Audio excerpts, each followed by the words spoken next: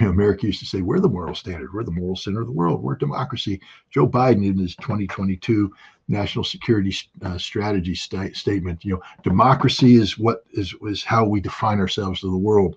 The world will rally to us because of our, the democracy we bring, the shining city on the hill. It's all been shown to be a lie. We're not a shining city. We're a ghetto. We're not a democracy. We're an autocracy. And when it comes to the rest of the world, we're a dictatorship. We dictate, you do, or we bomb you or sanction you. That's how America interfaces with the world. It's not democracy. We don't care what you think. We don't care anything about you. We don't even like you. And then suddenly we're surprised when the world says, well, we don't support this American hegemony anymore. We think you suck. So we're going to gravitate over here to BRICS. And that gravitational pull is now causing problems for America's allies in Europe and around the world, who are saying, wait a minute, not so fast. We actually believe in preventing genocide. So Macron came out with his statement. But what did he do as soon as Netanyahu came on and gave his little, whiny talk? Macron folded. They're selling them weapons. They'll never stop selling them weapons because they don't care about Arabs. I'm just going to say it one more time. And it's not just Arabs. We don't care about Persians. We don't care about anybody from that part of the world. You're foreign to us, especially Muslims. What was the last time, and I say this to an American audience, but I'll say it to a European audience too.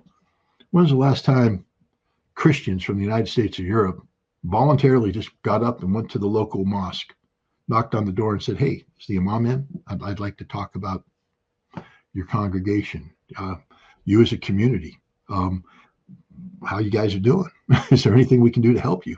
Or you could run into problems. Welcome to the community. You've been here for how long? 40 years, and we never noticed you because you're Muslim. But how many people have reached out and just tried to understand, reach across and say, hey, we got a thing going on at our church here next week. Why don't you guys come over and afterwards we'll have a little picnic together and just get to know one another. We believe in the same God. So let's talk about, reach out to the Jewish synagogue and get everybody together and say, hey, what's up? Yahweh is great. Allah is great. It's the same thing, same person. According to the books, God is God. We don't do that because somehow, while we've conditioned ourselves to accept the Jews, because it's part of the Judeo-Christian ethic we like to talk about, we condemn the Muslims. They're different. It's racism. It's chauvinism of the worst, national chauvinism of the worst sort. But that's the reality. We in the West, primarily white people, don't care about brown people, Muslims in the Middle East. You know who does? The brown and yellow people around the world, the black people in Africa, because they're all used to the racism coming from the great white hope, the great white Bwana, the white guy who colonized them and continues to believe that they serve as colonies. They're used to that. And so they work together because they've been oppressed by the same enemy. They work together just fine. They get along with each other just fine. They don't think of people as black, brown, yellow. I guess they do. There's racism everywhere.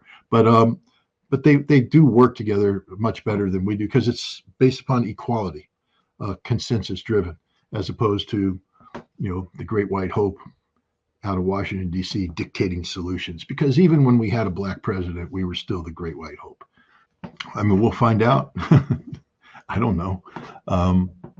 I think, Netanyahu's boxed himself into a corner and he's going to have to do something.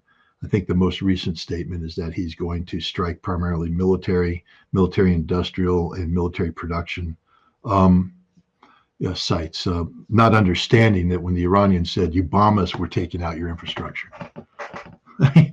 Literally, it's a loaded gun up against the Israelis' head. Doesn't matter.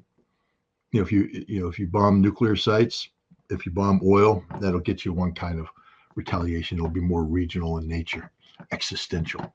But if you just attack Iran already said you can't attack us. It's not like we're going to give you permission to attack us. If you attack us, we're taking out your infrastructure. We'll take out your power plants, water desalination, distribution, energy production. We'll take it out. Now, whether Iran does that or not, I don't know. But hey, they fired 200 missiles into Israel the other day, showed they can do it. They're not afraid of it. they'll do it again. This time, I think they'll come in with more missiles, better missiles. And I mean, this time they fired a whole bunch. The Iranians are smart, smarter than the average dog. And I don't mean that. That was just an American saying. I'm not calling anybody dogs. They're smarter than the average person. They fired a whole bunch of older liquid missiles.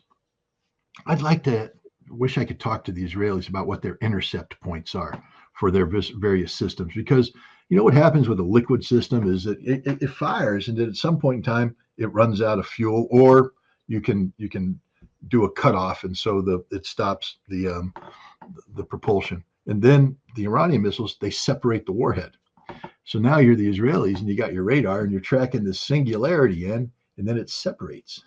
Now you have two targets, and that complicates things, because now, are you going to target the big one? Or are you going to target the little one? How do you reorient to the little one? A lot of problems, especially when you have 200 coming at the time and you get the separation. And then the warheads that separate, they maneuver, they accelerate, they deploy decoys. These were all the older missiles that the Iranians fired, and most of them hit their targets, which means that they, I think, have designed their warhead separation moment to be at the prime intercept moment, meaning that they are deliberately, just through the mere operation of the system, confusing and nullifying the Israeli missile defense system. But the important thing is they did that with their older systems. I think they fired a handful of their new weapons to hit some critical targets. But the next time around, not only will they be firing these systems, but they'll be firing even more of their advanced systems. And they've already shown that Israel and the United States can't defend against this. Yeah, you'll get one or two, but lucky hits. But initially they said that they shot down 90%. And I think I went, well, wait a minute. Now, if they only fired 200, let's go maximum number 200, 180 to 200. 10% of 200 is 20. That means there are only 20 impacts, but I can count 32 at Nevatim alone. You're lying. You're lying. You're not telling the truth. And then there's another 32 at the other airfield. Oh my God, that's 64. And then there's another 32. Now we're getting close to 50% already got through, and we already done the full calculation. You're lying. I mean, that's the reality. The Israelis and the Americans lied.